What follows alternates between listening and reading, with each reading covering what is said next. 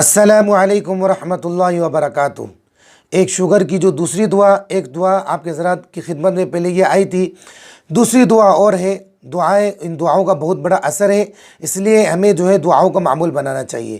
Sugar کے مرض کی دوسری دعا، جس کو شوگر کا مرض ہو وہ اس دعا کو فجر اور مغرب کی نماز کے بعد اول اور آخر 3 مرتبہ درود شریف پڑھ کر یہ دعا 41 مرتبہ پڑھے، انشاءاللہ ضرور فائدہ ہوگا۔ کون سی دعا ہے؟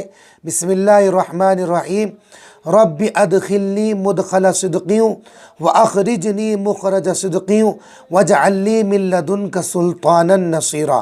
بہت اچھا عمل ہے، جو خاص طور پر شوگر کے جو مریض ہیں، عام طور پر یہ دعائیں، یہ جو ہے بیماری بہت عام ہوتی جا رہی ہے، تو یہ دعا ہمارے لیے بہت فائدہ مند ہے۔ اس کو ضرور جو ہے اپنے عمل میں لے کر آئے۔